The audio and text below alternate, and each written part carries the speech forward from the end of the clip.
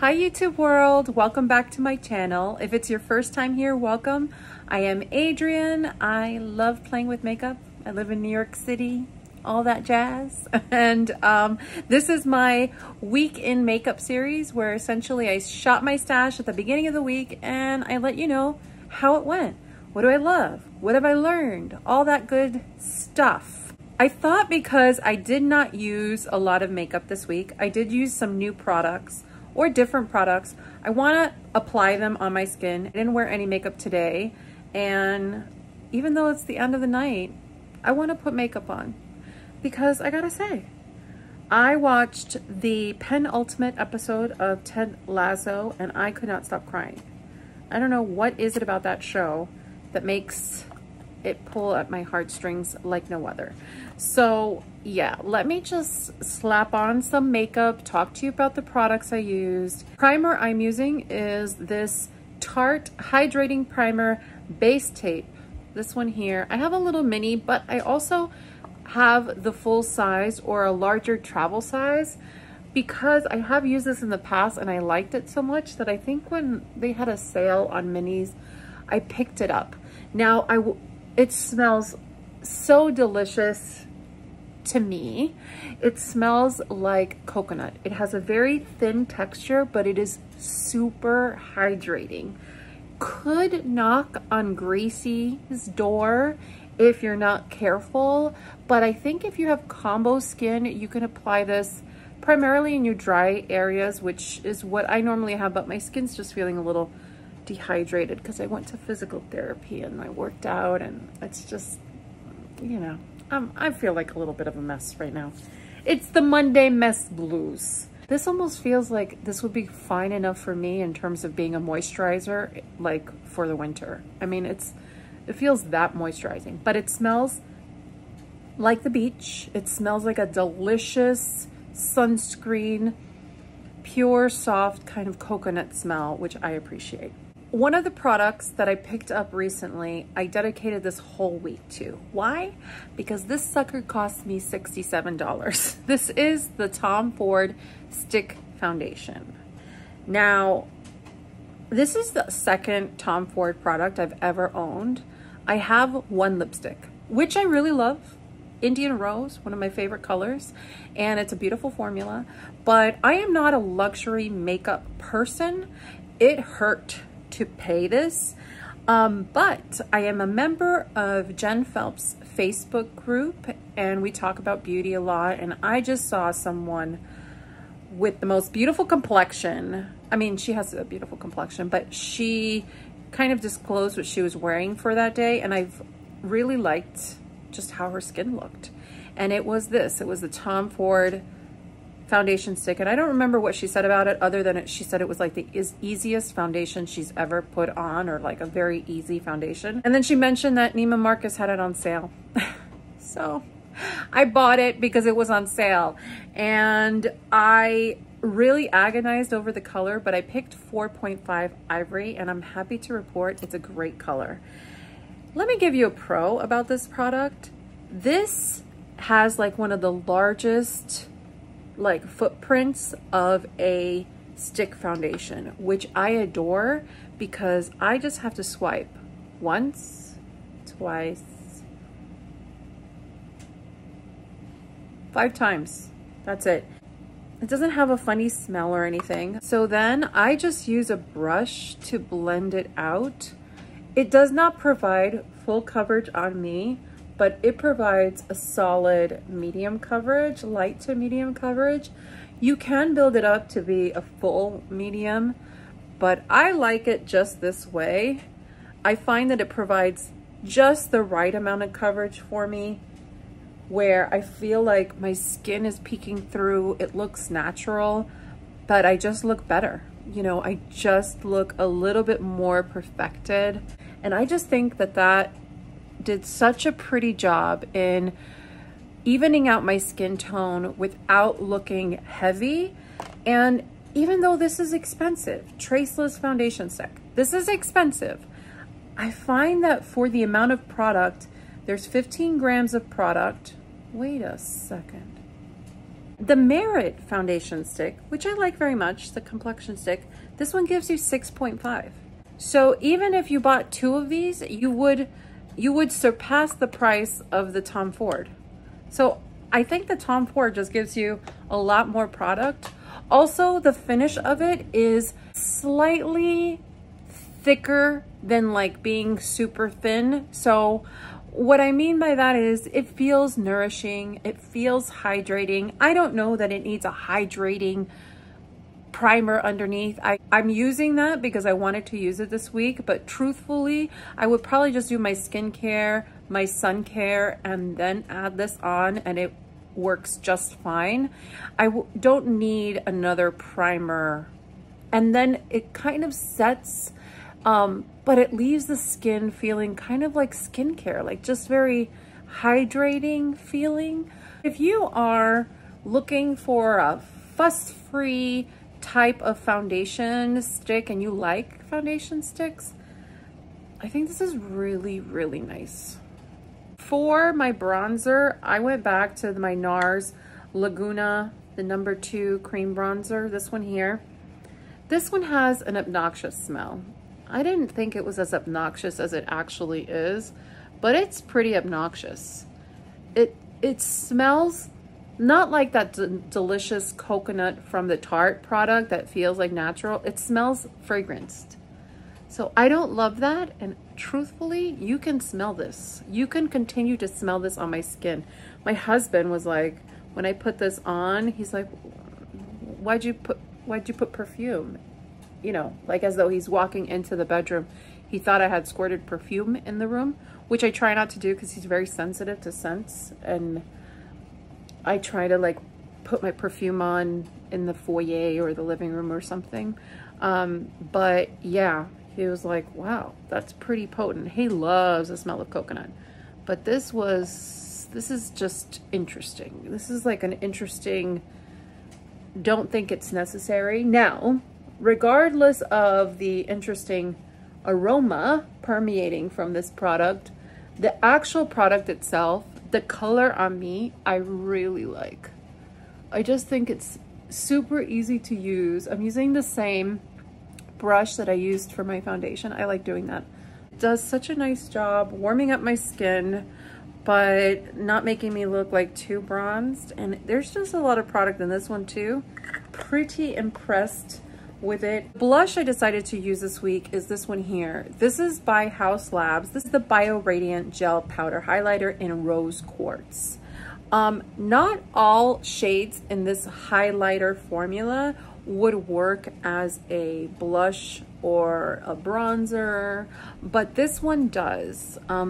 This one has just the right amount of pigmentation, and I love the way it looks on my skin. I love the glow it gives.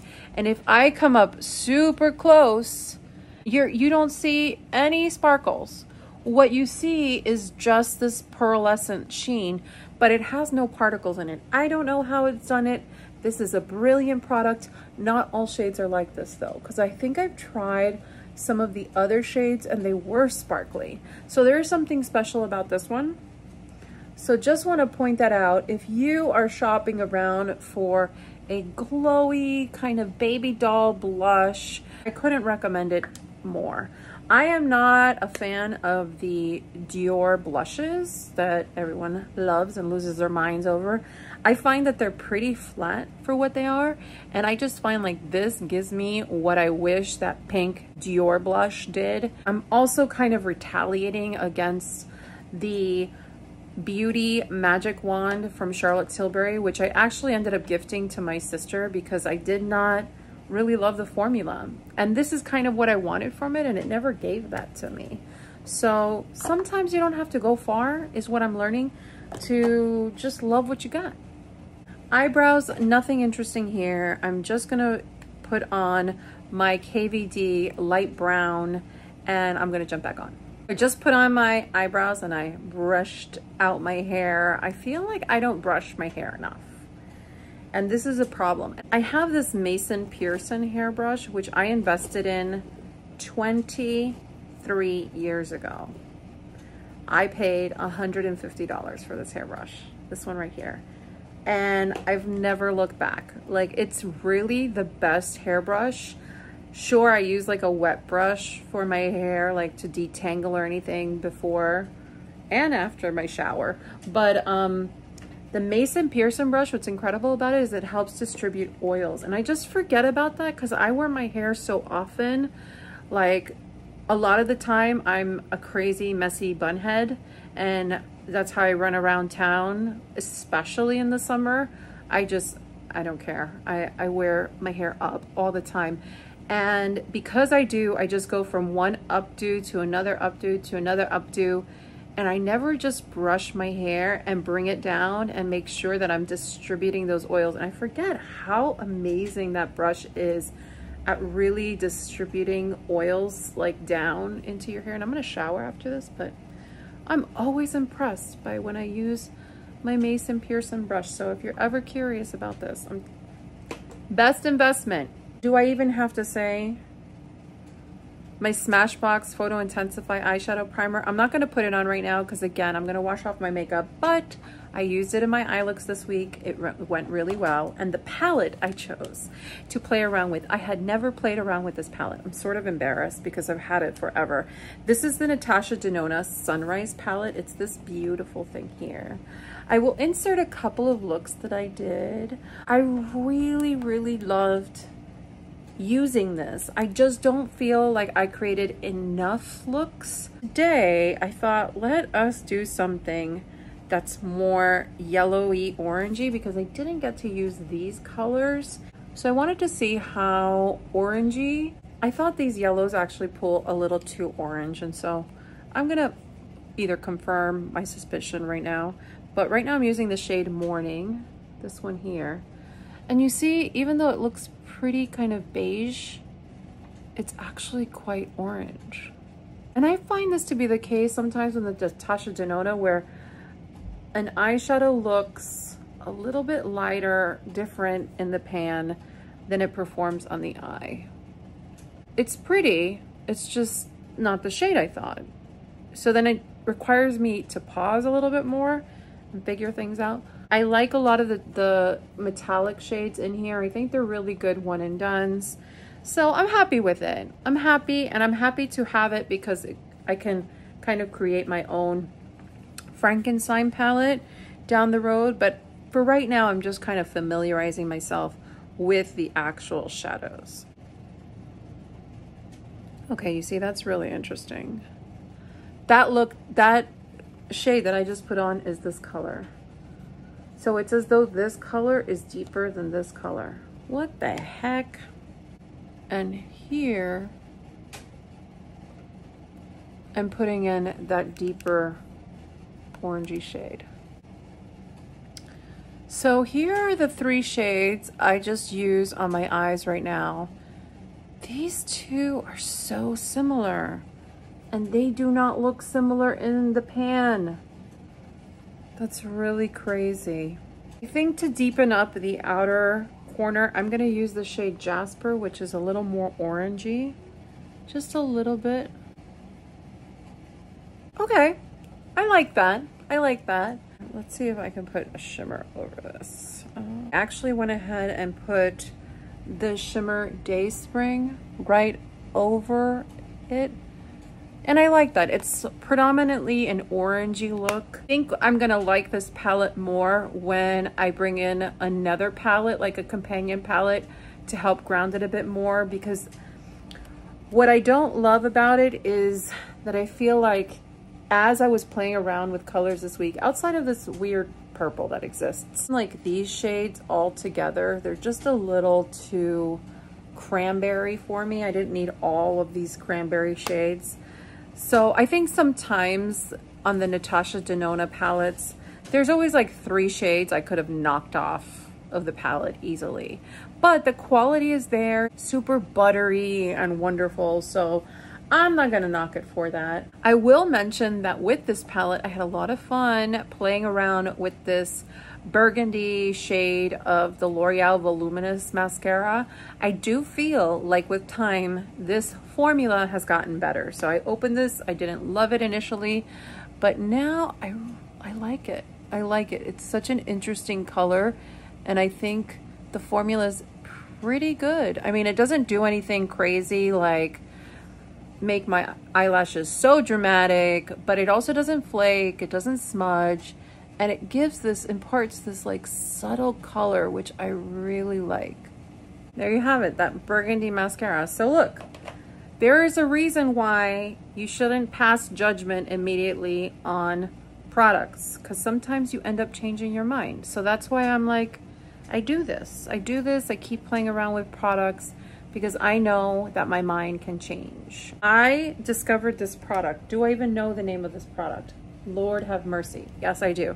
I picked up a bunch of products from Yes Style. I was watching Lauren May Beauty's kind of lip collection, and she has tried a lot of K-beauty brands, and there were a lot of formulas. I watched her entire video, which was like 2 hours long.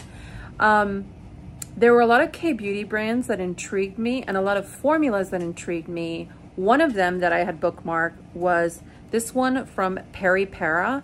This is their Mood Glowy Balm. I picked up the shade 4, which is like mauve, and I want to put it on for you. What attracted me about this product is it looked very much like the L'Oreal Shine lipsticks or the Revlon Glass Shine lipsticks. This is just sort of easy, uncomplicated balm that gives color and looked super hydrating. So this is the number 4 color. I just want to show it. And it doesn't have a strong scent, but it does have like a little bit of fruity scent, but it's not a strong scent. It feels like you took a stick of butter and you just smushed it on your lips. It feels so nourishing. I loved it. I loved it so much. You know I did it. There are only 3 other colors in the line, but I went on Amazon actually because I didn't want to wait, and I picked up shade number 1 and 2 because 3 is currently out of stock. So yeah, let me try on shades 1 and 2 for you just so you can see. But this is just the most melty, luxurious formula. And I have to say, I mean, this is like my jam. These feel a lot like the Illamasqua Hydra tints, but I do find that they are even like repairing or making my lips feel better long term. This is the shade 1. This is more like a Barbie pink. Okay, obviously not with this eye look, but still a luscious formula. It's definitely a Barbie pink, and I would probably pair it with a really cool smoky eye or blue eyeshadow. Like, I don't know, a different eye look, but still immensely hydrating. And this is the shade number 2, which I think kind of goes best with this eye look. That's a good shade. So this is number 2. To me, this is almost like a cross between my 2 favorite Glass Shine lipsticks, Blaring Coral and Dewy Peach. This is the middle ground between the 2. And I love this color. I love this formula. This was such a find. And I like the packaging. I like that you could see the colors underneath. I like that the collection is not overwhelming. So if any of those colors interest you, by all means, I think they're like 10 bucks or less. Great formula. And the shade I'm missing, I think, is number 3, and it's apparently more of a rosy color. But yeah, I really love that formula. So that was like my finds for the week. You see, I did not test a lot. I think I'm gonna get to a point pretty soon where I've gone through all my face products, so nothing new there. I just have to now start comparing them with one another. I think I've gone through all my blushes, but I gotta do one final pass just to see. And yeah, it's really gonna be about eyeshadows. So maybe I will condense the series in a way. Oh, and by the way, I did promise the nail polish that I'm wearing which is just one coat now. I'm probably gonna put on a second coat now, on a top coat, is this one by Clionadh Cosmetics in the shade Warped. So I don't know if you can tell, but it actually has like a ton of different colors in it. The camera's not picking up the green. Oh, there you go. It has teal, it has green, it has yellow, it has pink, it has purple. It has all of these colors with one coat. Head on, it kind of looks more blue. If I angle my hands, it looks more pink. I don't know, it's kind of crazy. It's also magnetic, but I really like this formula. This is one of the first nail polishes I try of Clionadh, and I gotta say I'm very impressed. And I also like how small the bottle is. It's very cute, but the product is just as great as their multi-chrome eyeshadows, which I was contemplating putting on my fingers, like you see sometimes on TikTok or whatever. Do you watch Ted Lasso? Please tell me, let me know. I'm so afraid to watch the last episode because then it's over, and then what kind of feel-good show do I watch that kind of touches upon my humanity, but also, I don't know, gives me a good cathartic cry? Recommendations? Give me show recommendations. If you're curious about any products, they're all listed down below. Consider subscribing if you haven't already, and hitting the thumbs up if you enjoyed the content, and just say hi in the comments because that always makes me happy. I hope everyone has a good week, and we'll talk soon. Okay, take care everyone. Bye.